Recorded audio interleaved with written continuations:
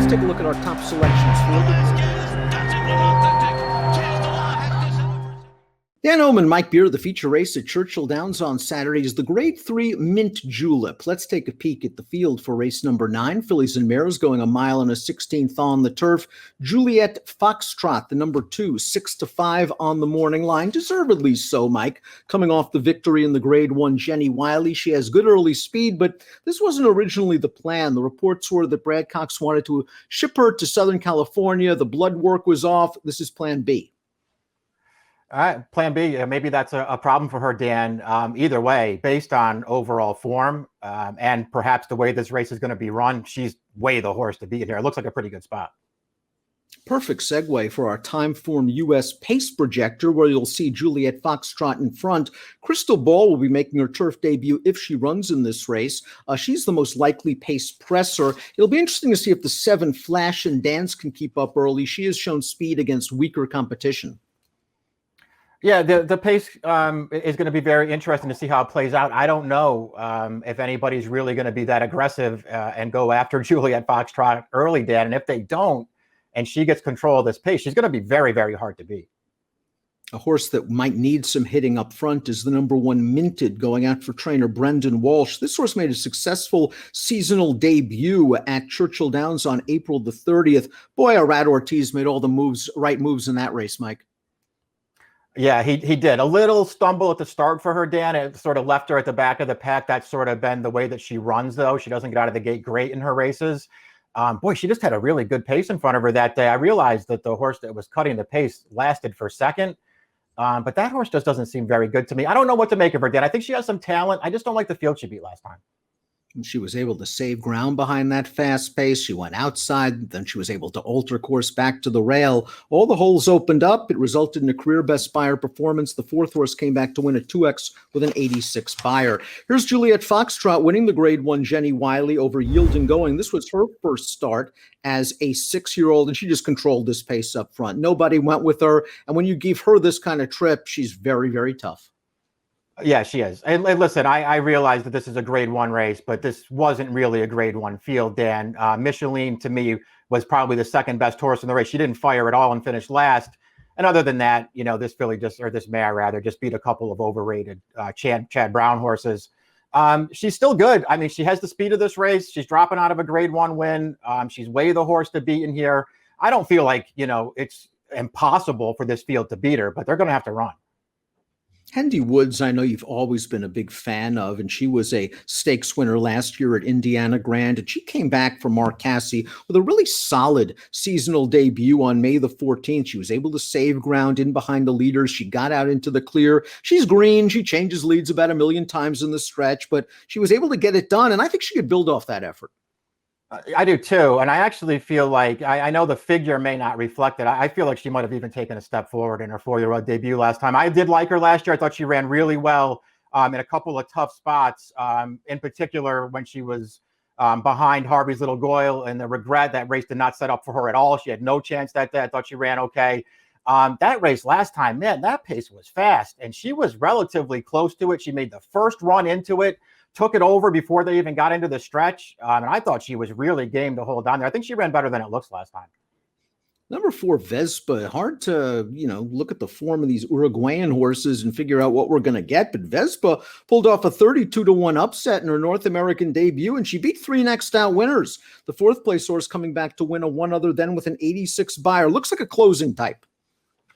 She does, and boy, did she get a pace to close into last time. That's another race. The pace was solid. The closers came late and filled it out. She was one of those, but she was game to win. Casse also has the number 5, Lashara, to go with Hendy Woods. This horse tried Stakes Company at Gulfstream last time out, caught a wet track, didn't do her best. She needs to find more from a Beyer speed figure standpoint. I think so, too. I think she has a little bit of talent. I'm just starting to wonder how good she is, Dan. She had a pretty good summer last year, I thought. I don't know that she's ever really improved off of those races. So I'm just starting to wonder how good she is, but she's going to be a big price in here.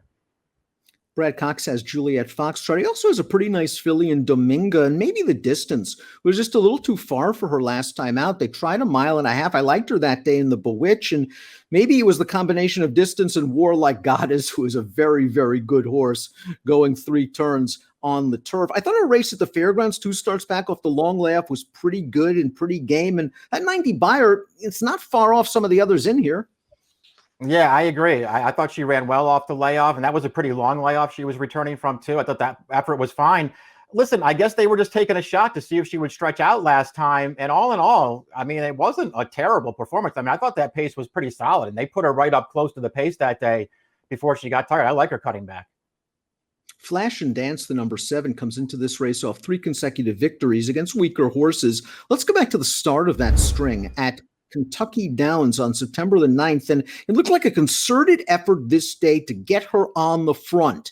And she went to the front, and she hasn't been headed since in 3 starts. The question is she able to go with Juliette Foxtrot and still be around at the end? It's a big question mark. It's a big question, and it's probably she's probably not going to be able to do that. But it still feels like, in a lot of ways, whether you think she can win or not, she could be the key to this race. If they try to go forward here and make the favorite race a little bit, maybe it helps the chances of the others. Tuned goes out for Graham Motion, and she'll be making her first start since this effort at Keeneland on April the 7th in a non-winners of 2 allowance race. We see Tuned near the back of the pack, and right now it looks like, well, maybe this isn't going to work out for Joelle Rosario. Eventually, Joelle's going to find a seam with Tuned. She'll come running, a nice effort for second. She's another one, though, that might need a little bit of pace, and perhaps that's not available to her here. Yeah, she does need some pace. I do think she's a closing type. She ran fine in this race. The trip ultimately worked out. She found room down on the inside. Pocket Square, the horse that beat her, sort of disappointed last weekend in the Grade 1 Just a Game. So it remains open to see how good that horse actually is. And Pocket Square beat this horse very easily that day. We'll see. I mean, she's run some good races. If she catches a setup, she could certainly win this race. It'll be interesting to see if the 9 Crystal Ball actually runs here, or if they enter to see maybe if it comes off. Because I talked to these connections earlier in the week, and they had mentioned a race at Thistledown towards the end of the month, the Lady Jacqueline, as their major goal. If she runs here, she has enough turf pedigree, being a Malibu Moon half-sister to a stakes place turf sprinter, and she has the speed to at least keep the favorite honest. Yeah, she does. And she's not an untalented horse, so we'll see. She'll be interesting if she runs here. I can't say that I would love her if they were trying turf for the first time in this race, but there's a lot of class in this pedigree. We'll see if she handles turf if she tries it. Sister Hanan, the number 10, another one that might have just found the distance, and Warlike Goddess, a little bit too tough last time out in the Grade 3 Orchid. She was aggressively ridden that day, and she tired. Her races at slightly shorter distances are okay. She even has run better at longer distances. Maybe the turnback will really help. Yeah, I think it might, Dan. I mean, I've been one who has been waiting for this horse to turn back in distance. I just feel like those longer races, and she didn't run poorly in any of them. I just don't feel like she really wants to go that far. And I thought it was pretty apparent 2 starts back in the very one. She got a great trip, sat up close, and just really couldn't finish with those horses. I don't think she wants to go longer distances. So I really like her cutting back. I guess post 10's no bargain for her, but she's going to be a price in here, and I'm going to use her.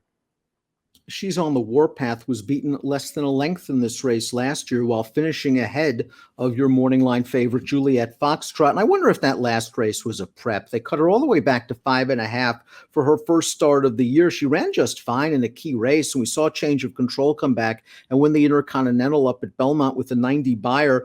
She's okay in these middle distance races, and she's another one, enough tactical speed to get a spot despite a tough outside post.